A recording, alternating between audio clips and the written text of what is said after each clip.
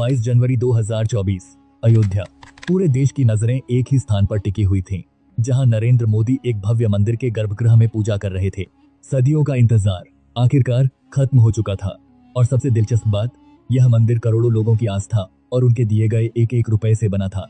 लेकिन इस चमकते हुए मंदिर के पीछे एक ऐसी कहानी छिपी है जो 500 साल पुराने संघर्ष से भरी हुई है।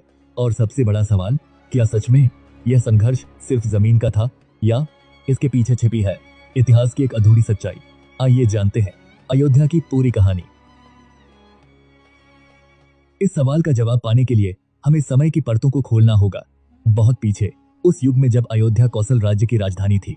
प्राचीन ग्रंथों रामायण, स्कंद पुराण और अन्य साहित्यिक स्रोतों में इस स्थान को भगवान राम की जन्मभूमि बताया गया है।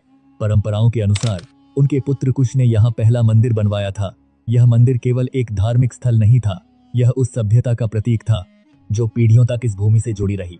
समय बीता, राजवंश बदले और धीरे धीरे यह मंदिर खंडहरों में बदलने लगा। लेकिन कहानी यहीं खत्म नहीं होती। इतिहास में एक और नाम आता है, उज्जैन के सम्राट विक्रमादित्य।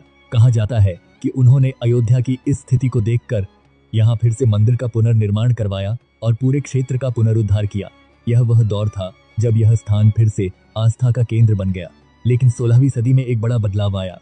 1526 पानीपत की पहली लड़ाई के बाद भारत की सत्ता जहीर-उद-दीन मोहम्मद बाबर के हाथों में आ गई। 2 साल बाद 1528 में बाबर ने अपने सेनापति मीर बाकी को अयोध्या भेजा। आदेश था उस स्थान पर एक मस्जिद का निर्माण करना। यहाँ से इतिहास धुंधला हो जाता है, लेकिन कुछ दस्तावेज, कुछ साहित्यिक स्रोत और कुछ यात्रियों के विवरण इस धुंध को हटाने की कोशिश करते हैं। मुगल कालीन और बाद के कुछ अभिलेखों में यह उल्लेख मिलता है कि उस स्थान पर पहले एक मंदिर था। वहीं स्थानीय परंपराएं भी इसी ओर संकेत करती हैं।